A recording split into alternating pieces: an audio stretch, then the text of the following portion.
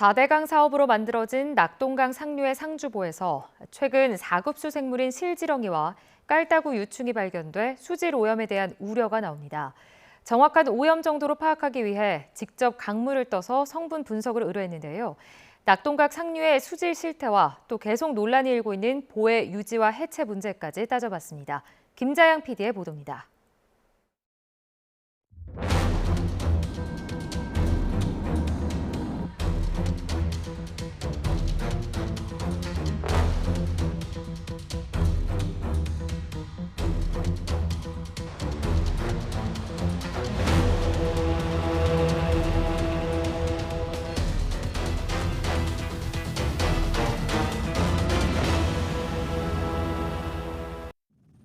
지난 2012년 완공된 낙동강 상류 상주보입니다. 얼핏 깨끗한 강처럼 보이지만 가까이 가보면 상황이 다릅니다. 강의 가장자리에는 녹조가 밀려와 쌓여 있고 바닥에서는 악취를 풍기는 새카만 진흙이 나옵니다. 오염된 물에서 사는 벌레들도 발견됩니다. 강바닥을 살펴보기 위해 직접 물로 들어가 봤습니다. 이렇게 직접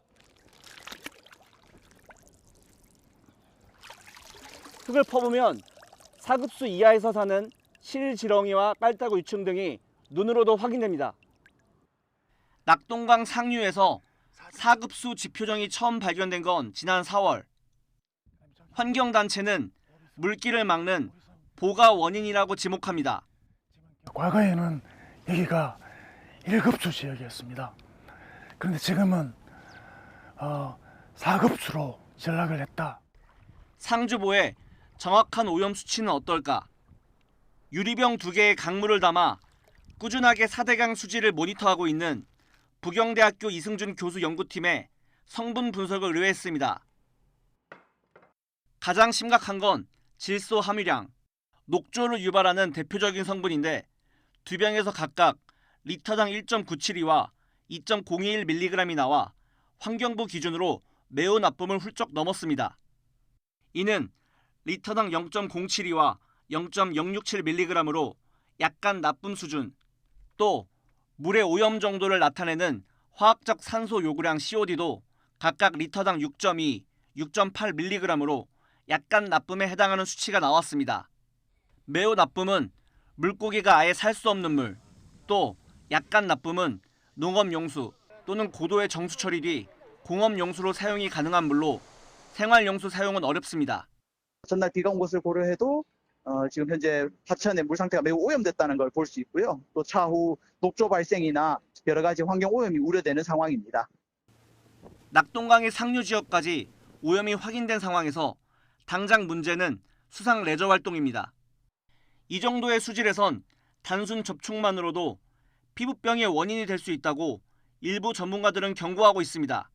녹조가 에어로졸 형태로 몸에 흡수될 수도 있고, 그리고 만약에 수상활동 하다가 물에 빠질 수 있잖아요. 그러면은 피부를 통해서도 그 독성 물질이 인체에 흡수된다는 연구 결과들이 많습니다.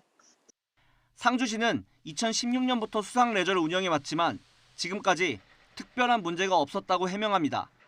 사람들이 이거 들어가서 속임에서 걷고 어떤 모토가 났다든지 이런 증상도 있는 것도 아니고.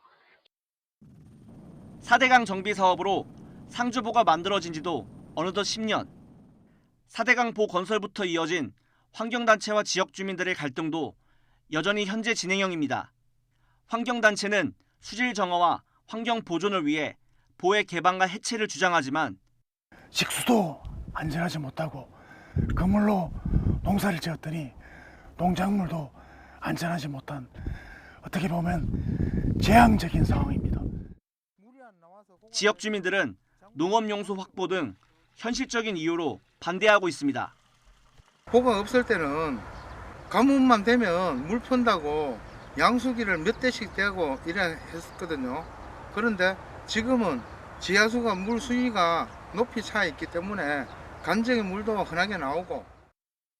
환경부는 4대강 유역의 보호 해체는 지역사회와 이해관계자들의 논의를 거쳐서 결정된다고 밝혔습니다.